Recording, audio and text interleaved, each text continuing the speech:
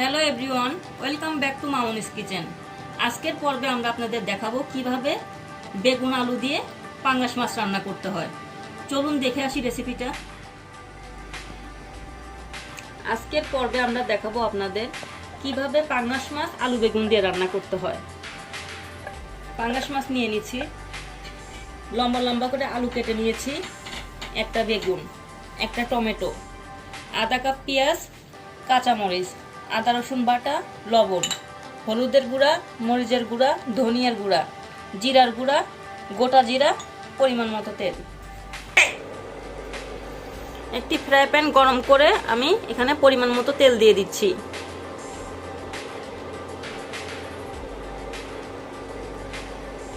এক চামচ আমি জিরা ফোড়ন দিয়ে দিলাম।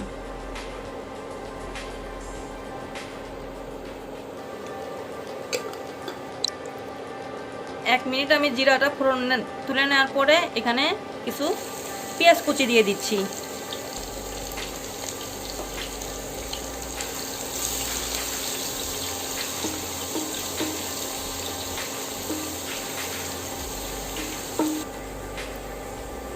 আমি এখানে 2 চামচ লবণ দিয়ে দিচ্ছি। লবণ দিয়ে মশলাগুলো দিলে মশলা ছেটে না।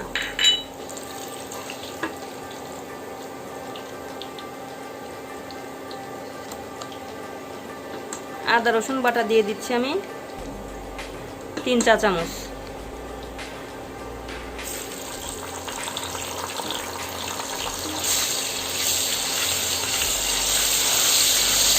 এই আদা রসুনটা তেলের মধ্যে ভেজে নিলে তরকারিটা খেতে খুব ভালো লাগে। আমি কাঁচা গন্ধ যাওয়া পর্যন্ত 2-3 মিনিট এই তেলের মধ্যে আদা রসুনটা ভেজে নেব।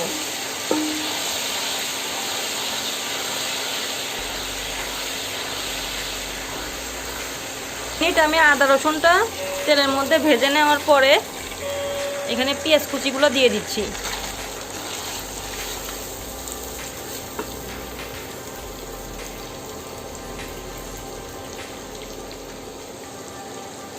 এখন এই পেঁয়াজগুলো আবার আমি 2-3 মিনিট তেলের মধ্যে একটু নরম করে নেব কাঁচা গন্ধ যাওয়া পর্যন্ত।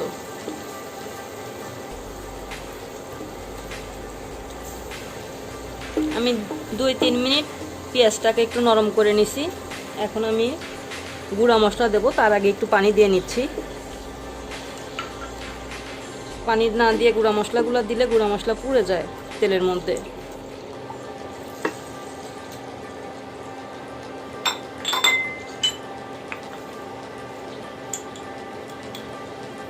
দেড় চামচ হলুদের গুঁড়া,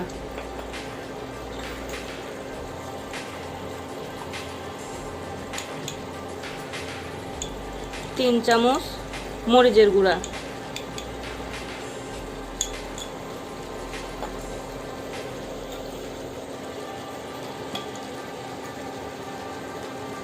1 চামচ ধনিয়ার গুঁড়া,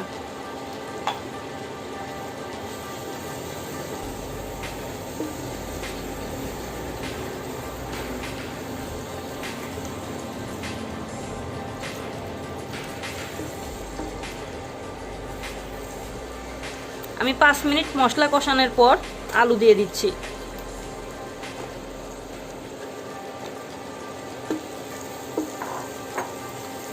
এখন এই আলুটাকেও আমি 5 মিনিট কষায় নিব।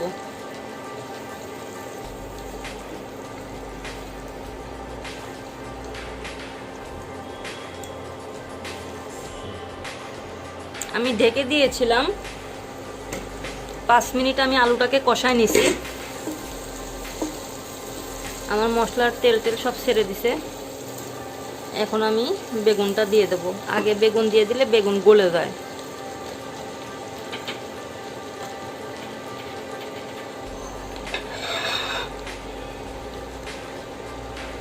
বেগুন আর মাছ আমি আরও 5-7 মিনিট কষায় নেব। আপনারা কাঁচা মাছ যদি খাইতে না পারেন তাহলে ভেজে নেবেন। কাঁচা মাছ দিয়ে খাইতেও ভালো লাগে। মাছটা যদি আপনারা ভালোভাবে পরিষ্কার করে নেন, কোনো গন্ধ লাগে না।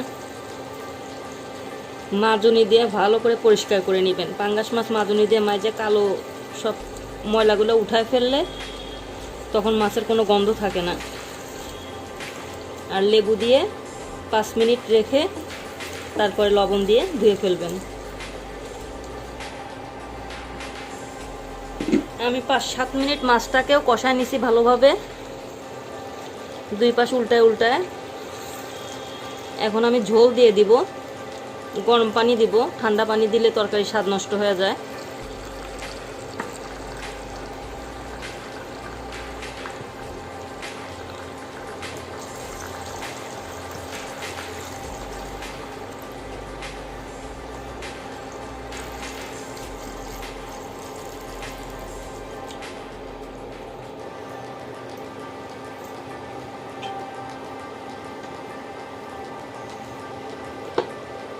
এভাবে ঢলকায় দিবেন।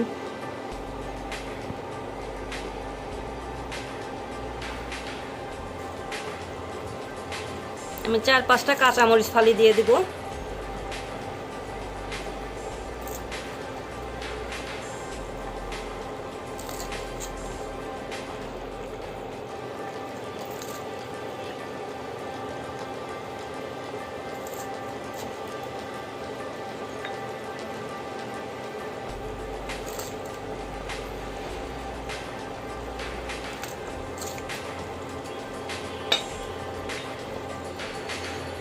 একটা টমেটো দিয়ে দিচ্ছি।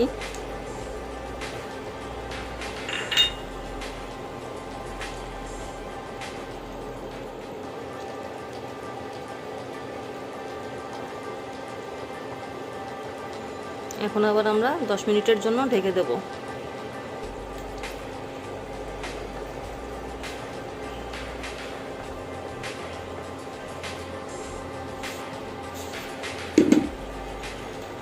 আমি এখানে 1 চামচ জিরা গুঁড়া দিয়ে দিচ্ছি।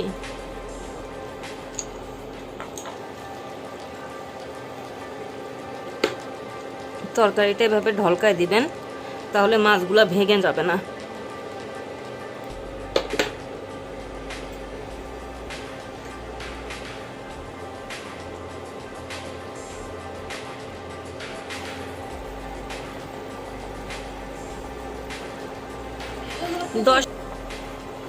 ধনিয়া পাতা দিয়ে দিচ্ছি আমি কুচি করে।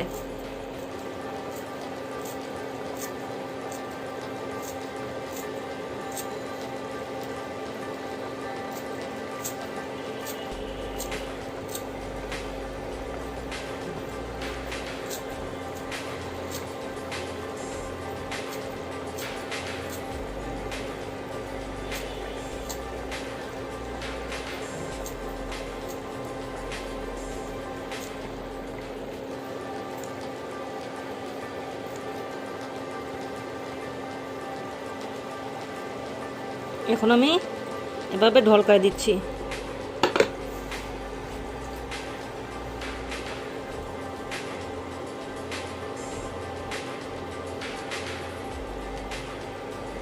সো ভিউয়ার্স, আজকের রেসিপিটি কেমন লাগলো অবশ্যই আপনাদের মূল্যবান মতামত জানাবেন। লাইক, শেয়ার, কমেন্টস করে পাশেই থাকবেন। আপনারা যদি আমার পরবর্তী ভিডিওগুলো পেতে চান তাহলে অনুগ্রহ করে সাবস্ক্রাইব করবেন এবং পাশে থাকা বেল আইকনে প্রেস করবেন। ধন্যবাদ।